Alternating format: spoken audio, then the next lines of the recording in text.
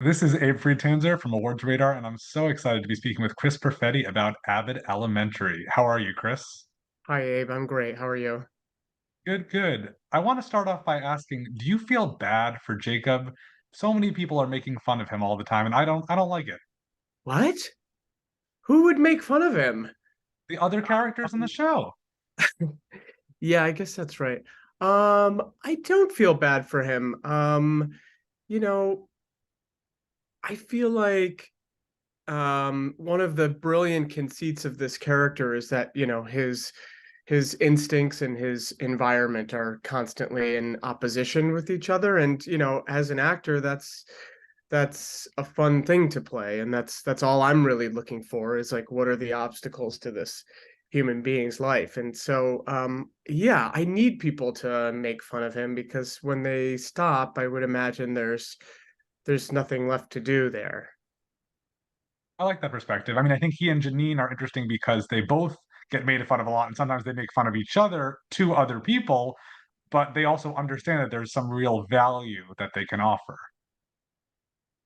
Do they realize that? Yeah. The other one, sorry, not themselves. They definitely have Yeah, serious self-esteem issues. yeah, for sure. Yeah, that's a good way of putting it. It's how much would you say that you are like Jacob?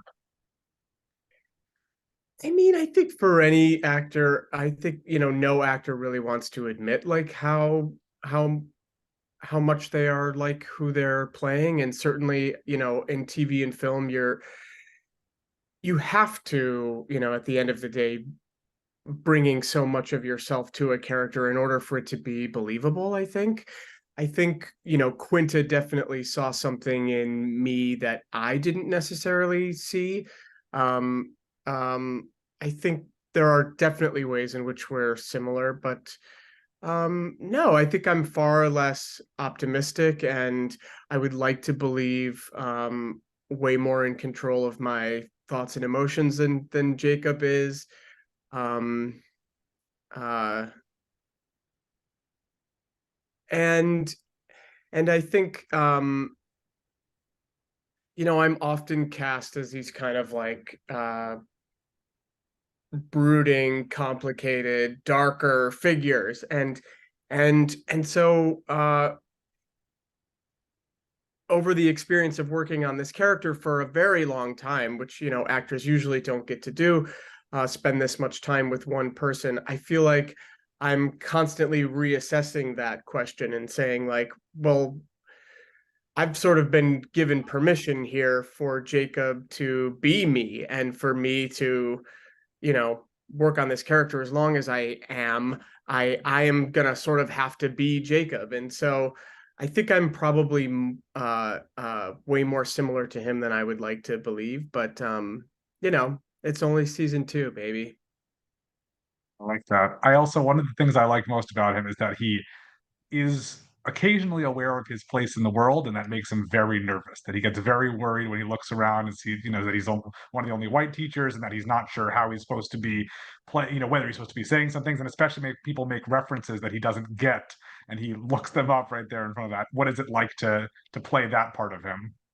I mean, I come from theater and Shakespeare, and I have yet to be cast as one of the kind of famous clowns of those plays, and I feel like I'm getting to kind of scratch that itch now. I mean, um yeah, the opportunities that I feel like Jacob's naivete and and over enthusiasm as is a tenant of those characters that I was just mentioning, I feel like is an endless supply of, humor, hopefully, or conflict. And so it's a blast. I mean, it's I had an acting teacher in drama school that I remember very vividly saying that you you can't play something that you don't know. Like you can't be more of something than you actually are. But it's, I mean, boy, is it fun to be less than what you are. And Jacob is um, as I was just saying, in many ways way better than Chris is as a person. But I think the joy of this character is getting to be as oblivious as he is. The show does also engage sometimes with more dramatic material. Do you like doing those serious scenes, and what is it like to shoot those? Um, I do like doing them. I feel like the whole experience of working on this show has been um kind of like redefining the limit to what we can do and what our show can hold. And I think from the jump, Quinta was really interested in kind of um asking that question, and whether she wanted to or intended to or not kind of redefine what the sitcom is, and put people and a spotlight on a place that I think we're not used to, and kind of stretching what a mockumentary or a workplace comedy might be. And it's really surprised and intrigued me how much pathos we are trying to mine out of this show. I think it can really only be held if you trust the characters, and if they are at the end of the day like entertaining you. I feel like we do have to make people laugh first, and hopefully it's while you're laughing that we're kind of, shoving a message down there as well. But it's great. I mean, um, it's my dream to play as many things as possible, and the more we kind of expand what uh yeah, what the capacity of our show is, the more I enjoy it. What would you most like to see from Jacob in season 3 and beyond? Gosh, I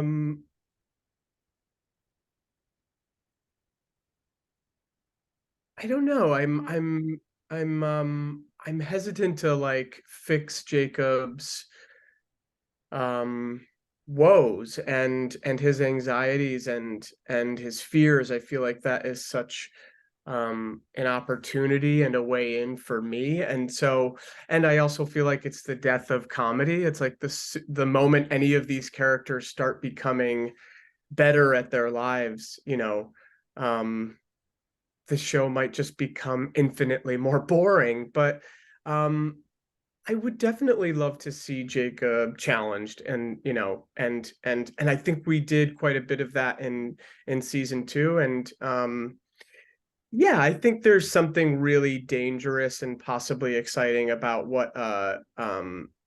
um what the foils to a lot of Jacob's attributes might be. Like, what does a confident Jacob look like? What does a patient Jacob look like? Um yeah, and just as a character who I think feels very comfortable um supporting the people around him, like what it might mean to um you know take center stage, I think would be um a fun element to this character. Somebody who's not used to it, I feel like that's an opportunity.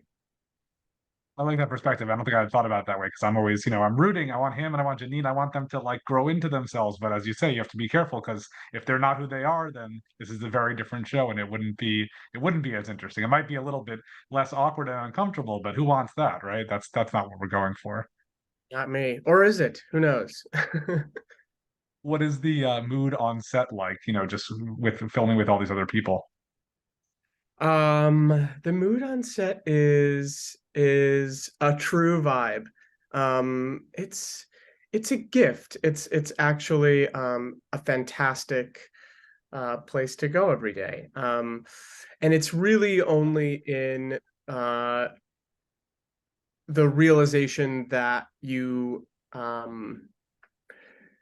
feel comfortable and inspired, and that you realize, and I'm saying you, but I mean me, like it's only through working on this project that I have realized how much it's been lacking in other projects. I think it's really rare, the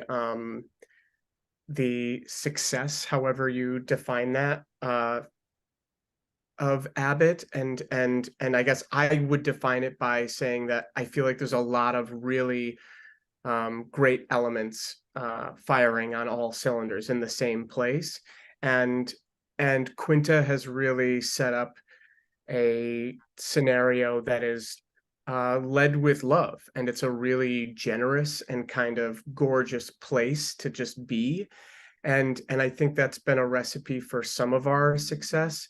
I think there's an environment of experimentation and improvisation and just respect for people's work, and I think that makes people do good work. And so I think we've found ourselves in a situation where there's a lot of people doing really good work, and it's not always like that. So I love going to work. I typically find the experience of being on set to be, mild to moderately painful. I work very slowly, and our show shoots very quickly. Um, but I will say that being surrounded by our young actors has kind of um, been an interesting balm for that. I think um, I think they just create an entirely different environment, and it's really hard to kind of get in your head when there's the most hilarious, adorable, swarms of kids around you, and their proximity to play and sort of make believe is obviously completely different than that of an adult, and it's a great reminder. And so, to be completely corny, I guess you could say they for me are kind of the real teachers, being surrounded by them who just want to play pretend and are not obsessed with, any of the things that adults, especially adult actors, are. It's great. It's really fun, and acting should be fun. I like that. I think that's all the time we have for today. Thank you so much, Chris, and I'm looking forward to seeing more of Jacob in the future. Cheers, Abe. Appreciate you.